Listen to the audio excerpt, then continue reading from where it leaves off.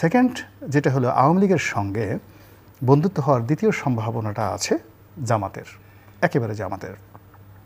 আর আওয়ামী লীগের সঙ্গে কখনোই বন্ধুত্ব হবে না বিএনপির। এটা হলো আমার অভিজ্ঞতা, এই কথাগুলো বলে। এবং সম্ভবত সেই দিকেই পুরো পরিবেশ এবং পরিস্থিতি এগুচ্ছে বলে বিভিন্ন মহল থেকে আমরা কথা শুনছি, সম্ভাবনা দেখছি, এবং এটা অতীতে এভাবে ঘটেছে। আপনি চিন্তা করতে পারেন যে এরশাদ সাহেবের সঙ্গে শেখ হাসিনার একটা সমঝোতা হবে, আবার শেখ হাসিনার জমানায় এরশাদ সাহেব গৃহপালিত বিরোধী দল হবে। এটা যদি 1988 সনে কেউ বলতো যে এই সেম ঘটনা না 2009 সনে হবে, মানুষ মরে যেত, কিন্তু সেই ঘটনাটা কিন্তু ঘটেছে। তো একইভাবে এখনও যেটা হলো, আমি কিন্তু সেই প্রথম দিকে আপনার এই অনুষ্ঠানে বলেছিলাম যে আগামীতে, আবার আমার নিজের ওখানে বলেছিলাম যে আগামীতে আমি কয়েকটা সম্ভাবনা দেখতে পাচ্ছি। প্রথমত ডক্টর মোহাম্মদ ইউনূস, ওনার সম্পর্কে 2024 সনে যেটা ভাইব তৈরি হয়েছিল আগস্ট সেপ্টেম্বর, তার বিপক্ষে একটা টুশব্দ করার মতো বাংলাদেশে একটা পিঁপড়াও ছিল না, বরং তাকে প্রশংসা করে মানুষ আত্মতৃপ্তি পেতেন। তো সেই সময় আমি বলেছিলাম যে এই ভদ্রলোকের দ্বারা রাজনীতি হবে না, উনি ভালো করতে পারবেন না, উনি চালাতে পারবেন না, এবং ওনার যত তাড়াতাড়ি সম্ভব এখান থেকে উনি যদি চলে যান ওনার জন্য ভালো হবে। এবং ওনার জায়গায় যদি আমি হতাম বা আমি ওনার পরামর্শদাতা হতাম, ওনাকে আমি বলতাম 2024 সালের ডিসেম্বর মাসের মধ্যে একটা নির্বাচন দিয়ে সম্মানজনকভাবে চলে যাওয়ার জন্য। এখন এটা দেখেন, ঠিক সেম কাজটা বা সেম কথাটা কিন্তু এখন সবাই বলছেন। ওনার যারা আপনজন ছিলেন, এমনকি ওনার যারা ক্যাবিনেটে, যেমন ফরহাদ মাজার সাহেবের মতো মানুষ বলছেন যে গ্রামীণ ব্যাংক চালানো আর এটা এক না। কিন্তু এই কথাটা কিন্তু আমি সেই 1 বছর আগে বলেছিলাম। আমি আরেকটা কথা বলেছিলাম ওই সময়টাতে, আমি স্মরণ করাই দিচ্ছি, যে সামনে যে রাজনীতির মেরুকরণ এবং পরিণতি আসছে, সেই পরিণতিতে সবচেয়ে বেশি বিপদে পড়তে যাচ্ছে জামাত, তারপরে বিপদে পড়বে বিএনপি। এখন আপাত দৃষ্টিতে এই মুহূর্তে মনে হচ্ছে জামাত সব কিছু নিয়ন্ত্রণ করছে, সচিবালয় তাদের, ডাকসু জাকসু সব কিছু তাদের।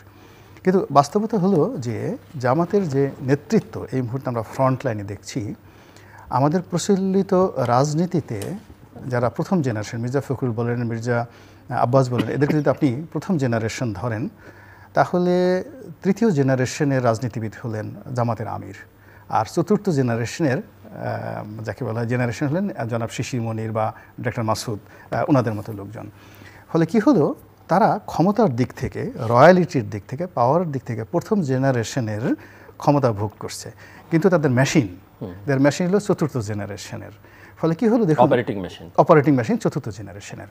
ফলে কি হলো দেখুন, তারা কথাবার্তা বলতে গিয়ে প্রায় সবাই বিতর্কিত হয়ে পড়েছেন, সবাই ধৈর্য হারিয়ে ফেলেছেন, এবং সবাই একটার পর একটা ভুল করছেন প্রায় সব ক্ষেত্রে।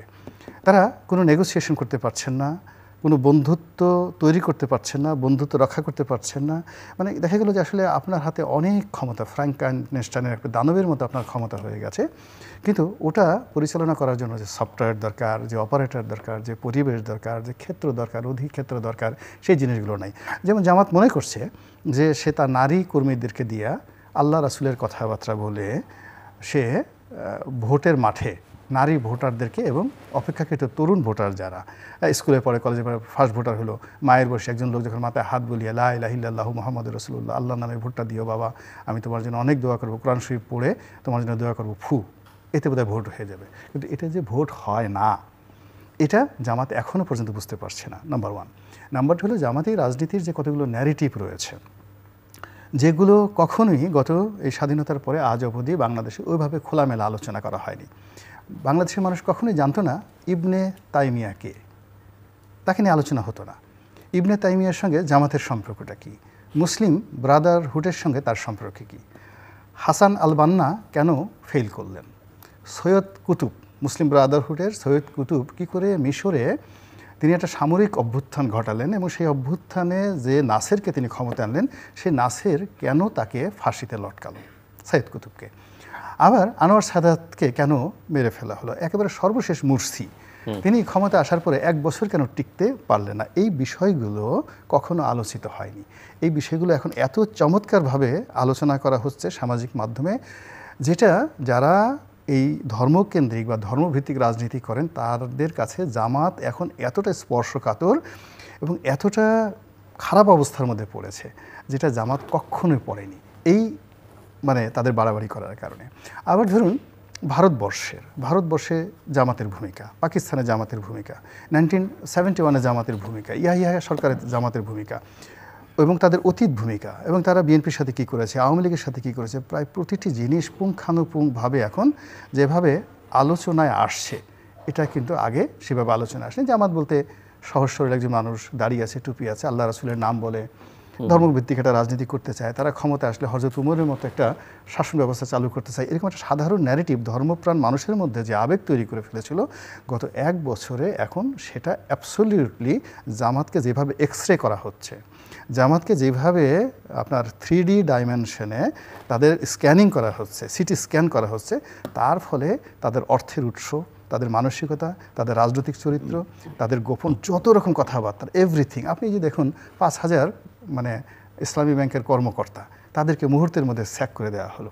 তো এরকম একটা অমানবিক ঘটনা জামাত করতে পারে বা জামাতের নেতৃত্বে হচ্ছে, এটার ন্যারেটিভ জামাত এই মুহূর্তে দাঁড় করাতে পারবে না। কিংবা যেভাবে তারা একেবারে এস আলমের ব্যাংকগুলো দেখানো গেল ফার্স্ট সিকিউরিটি ব্যাংক, রাজনীতি এবং অর্থনৈতিক কর্মকাণ্ডের মধ্যে যে এক সুতা পার্থক্য নেই, এটা এই প্রথম প্রমাণিত হয়ে গেল। এখন সমস্যাটা হয়ে গেছে যে জামাতের যে লোকজন এখন এরশাদের দল নাই, ধরেন কিছু নাই, কিন্তু এরশাদের দলের অন্ততপক্ষে আমি 20 থেকে 25 জন লোকের নাম বলবো যাদের সামনে এক টেবিলে বসে 1 ঘন্টা আলাপ আলোচনা করার মতো ম্যাচুরিটি সম্পন্ন লোক জামাতে একজনও নাই। আপনি যদি আনিসুল ইসলাম মাহমুদের কথা চিন্তা করেন, কাজী ফিরোজের শরীফের কথা চিন্তা করেন, আপনি যদি আপনার অন্যান্য যারা আছেন সব দল মিলে, অর্থাৎ মানে জাতীয় পার্টির মতো দলে 20 জন যদি লোক যারা সাবেক মন্ত্রী এমপি ছিল, তাদের যে পলিটিক্যাল ম্যাচুরিটি, সামাজিক অবস্থান, শিক্ষা দীক্ষা, পরিবার, এই পর্যায়ে জামাতের একজন লোক নেই এক টেবিলে বসে আলোচনা করে। আর অন্যদিকে যদি বিএনপির কথা চিন্তা করেন, বিএনপিতে মোর দ্যান 100 লোক আছে, 100 লোক আছে কেন্দ্রীয় পর্যায়ের নেতা, যাদের সঙ্গে এক টেবিলে বসে 1 to 1 এইভাবে কথা বলবে, তৃতীয় কোনো লোক থাকবে না। সেখানে ওই বিএনপির 100 লোকের উপর প্রভাব বিস্তার করতে পারে এরকম জামাতে একজন সিঙ্গেল লোক নেই। ফলে কি হচ্ছে, এটা হলো 1 to 1 between you and me. আপনি আর আমি যখন একা বসতেছি, তখন আপনি জানেন যে গোলাম মাওলা রনি আপনার সাথে 1000 গুণ যোগ্যতার সম্পন্ন, অথবা আমি জানি আমার চেয়ে জনাব জিল্লুর 1000 গুণ শক্তিশালী, 1 to 1। কিন্তু বাইরে সোরাব ভাইদের মতো হাজার হাজার লোক আপনাকে পাম দিয়ে বা আমাকে পাম দিয়ে আমার মানে আকার আকৃতি আছে একটা সুহাকে তারা ইঁদুরের মতো, কিন্তু আমাকে ফুলিয়ে হাতি বানিয়ে লোকজন বলে এই হাতি আসছে। ফলে রাজনীতিতে আপনি যেটা বললেন সবার আগে শেষ করে দিচ্ছি, ওভার রেটিং। অর্থাৎ এই যে আমরা কিছু সামাজিক মাধ্যমে কিছু অন্ধভক্ত তৈরি করে ফেলেছি, এই অন্ধভক্ত এগুলো আগে রাজনীতিতে ছিল না। প্রেস ক্লাবের সামনে মানে একজন বক্তব্য দিচ্ছে, এগুলো সবই জামাতের বি টিম সি টিম। ওই যে দেখেন মাহফুজ সাহেব, যিনি এখন তথ্য উপদেষ্টা আছে, ওনার তো ব্রিলিয়ান্ট, সে কিন্তু একটা চমৎকার কথা বলছে যে জামাতের এমনি 4-5টা মধ্যদ্বীপ ওদের B team C team D team আছে, তারপর তার নতুন কোনো টিম দরকার নেই। এখন দেখবেন যে ওয়াজের ময়দানে সাইদি সাহেব অন্যান্য যে লোক কিছু একটা বলে সে বলতেন, আপনারা সবাই চিল্লাইয়ে বলেন সুবহানাল্লাহ, সবাই সুবহানাল্লাহ। এখন এটা যেটা জাতীয় ভাষা, এগুলো চিল্লাইয়ে বলেন সুবহানাল্লাহ, চিল্লাইয়ে বলেন আলহামদুলিল্লাহ, বলেন ঠিক কিনা, সবাই বলেন ঠিক ঠিক ঠিক। প্রেস ক্লাবে গিয়ে দেখেন ছোট ছোট রাজনৈতিক দল 10-12 জন লোক, সামনে আছে 3-4 জন, পিছনে 10-12 জন, মাইকে একজন ধরাইয়া নেতা বলতেছে বলেন তো ঠিক, পিছন থেকে সবাই হাত তুলে বলল ঠিক ঠিক ঠিক। এই যে জামাতি যে ন্যারেটিভগুলো, ক্যারেক্টারিস্টিক্সগুলো, এগুলো যেভাবে সমাজে ওভার রেটিং করে ফেলছে, ওভার রেটিং করার ফলে এখন এরা মানে B team C team D team এরা আলটিমেটলি রাজনীতি থেকে কিন্তু প্রায় সবাই চলে গেছে। এই আগস্ট বিপ্লবের 5 তারিখের আগে যাদের নাম ছিল ডাক ছিল, তারা অনেকেই গণপিটুনি খেয়েছে এই সময়ের মধ্যে, অনেকের দাঁত ভেঙে গেছে, অনেকের হাড় ভেঙে গেছে, অনেকের অবস্থা এত খারাপ হয়ে গেছে, রক্তে ওই যে যেন হিমোগ্লোবিন কমে গেছে। এবং আলটিমেটলি এই যে B team C team D team, এই জিনিসগুলো যে কিভাবে কাজ করে, এবং এখন এই মুহূর্তে জামাতের ইনফ্লুয়েন্স যারা ইউটিউবার ছিলেন, ফেসবুকার ছিলেন, তাদের যে হালনাগাদ যে দশা, কী অবস্থা আছে, আমি যতটুকু জানি এটা পরবর্তী টার্মে বলবো।